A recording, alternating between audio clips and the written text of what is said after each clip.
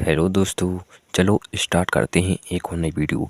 इस वीडियो में हम आपके लिए जातक कथा कक्षा 12 सब्जेक्ट हिंदी संस्कृत को आज हम देखेंगे। ठीक है, इसमें है एक जातक कथा नामक चैप्टर, उसमें है 2 चैप्टर। ठीक है, एक है उल्लू जातकम, एक है दूसरा। ठीक है, उसमें हम दोनों को एक एक करके देखेंगे।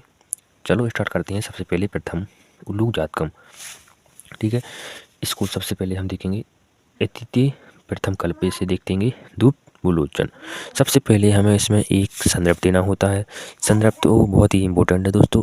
आप चैप्टर को मतलब इतने अच्छे से पढ़ लीजिए कि उसमें पेपर में जैसे ही आए तो आप उसको पहचान सकें कि ये किस चैप्टर का कौन सी पंक्ति है और किस चैप्टर की है। ठीक है, आपको संदर्भ के नंबर प्राप्त हो जाएंगी। तो चलो स्टार्ट करते हैं। संदर्भ। प्रस्तुत गद्यांश हमारी पाठ्य पुस्तक हिंदी के संस्कृत खंड में संकलित जातक कथा नामक पाठ से अवतरित है। ये तो हो गया आपका संदर्भ। ठीक है, अब चलते हैं इसके हिंदी अनुवाद पर। प्राचीन काल के प्रथम कल्प में मनुष्यों ने एक सुंदर सौभाग्यशाली एवं समृद्ध शुभ लक्षणों से युक्त मनुष्य को सजाकर बनाया राजा बनाया। चौपालों ने जानवरों ने भी इकट्ठे होकर एक शेर को राजा बनाया। तब पक्षियों ने हिमालय प्रदेश में एक पत्थर पर इकट्ठे होकर कहा, मनुष्यों में राजा होता है, वैसे ही चौपालों में अर्थात 4 पैरों वालों में भी चार, किंतु हमारे बीच कोई राजा नहीं है। राजा के बिना रहना ठीक नहीं है, किसी को राजा के पद पर नियुक्त करना चाहिए।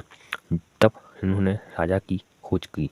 एक दूसरे की ओर दृष्टि दौड़ते हुए एक उल्लू को देखकर कहा, यह हमको पसंद है। मतलब दोस्तों उनको उल्लू पसंद आ रहा है। ठीक है दोस्तों, आपको जो हिंदी अनुवाद है बिल्कुल ऐसा ही लिखना है, इसको शब्दों को अदल बदल नहीं करना है, क्योंकि संस्कृत अनुवाद है, इसमें अपने भाव प्रकट नहीं कर सकते। इसमें अगर अपने भाव प्रकट करना है तो उसको पुस्तक के अंदर कीजिए। ठीक है, चलो देखते हैं दूसरा पंक्ति। अधिक सुकुनः से डॉट डॉट करके देखते हैं। रोचनते इत लाह। इसका अनुवाद संदर्भ तो वही रहेगा दोस्तों। अब देखते हैं इसका अनुवाद। आप इसको पुस्तक से मिला लीजिए दोस्तों। ठीक है, चलो स्टार्ट करते हैं। इसके बाद एक पक्षी ने सबका मत न जाने के लिए 3 बार सुनाया घोषणा की, मतलब कि मंजूर है अपन कहते नहीं है, उसी प्रकार से ने भी की। तब एक कौवा उठकर बोला, खरा तेरा ठहरो, इसका राज्याभिषेक समीप ही ऐसा भयंकर मुख है तो क्रोधित होने पर कैसा हुआ। मतलब कह रहे हैं कि क्या हुआ कि इस समय जब इसका राज अभिषेक हो रहा है तो इसका मुख इस प्रकार है, अगर मान लो क्रोधित हो गया तो किस प्रकार हुआ इसका मुख।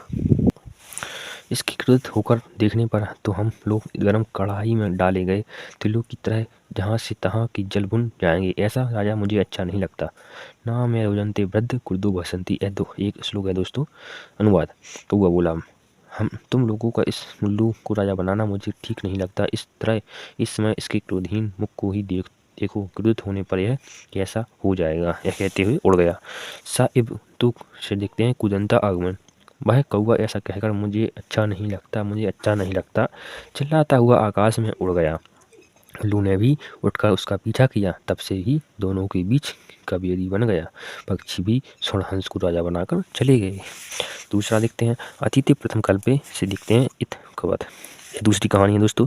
प्राचीन काल के प्रथम कल्प में चौपालू पशुओं ने सिंह को राजा बनाया था। मछलियों ने आनंद मस्त मछली को एवं पक्षी स्वरहंस को राजा बनाया था। और वह स्वरहंस की पुत्री है हंसपूतिका। वो अत्यधिक सुंदर है।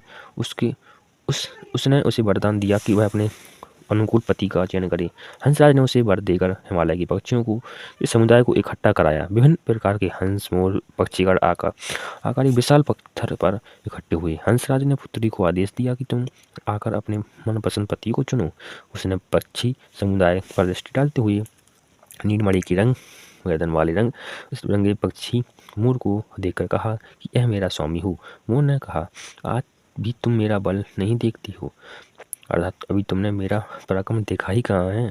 बड़ी गर्व से निर्जलता पूर्वक उसे बड़े पक्षियों समुदाय के बीच पंख फैलाकर नाचने शुरू किया और नाचते हुए नग्न हो गया। सुन हंस ने लज्जित होकर कहा, इसे तो मैं अपना अंदर का संकोच ही नहीं है और यह नहीं पक्षी को पंख उठाने का बाहर की लज्जा इसे निज्जल हो। मैं इसे अपनी पुत्री नहीं दूंगा। यह मेरी पुत्री से वह करने को नहीं है। मतलब जैसे ही उसने कहा कि यह मेरा स्वामी हो, तो मून ने कहा, अगर तुमने मेरा बल देखा ही कहाँ है, और नाचने लगा। ठीक है, इससे वह नग्न हो गया और उसने उसको अपनी पुत्री नहीं दी।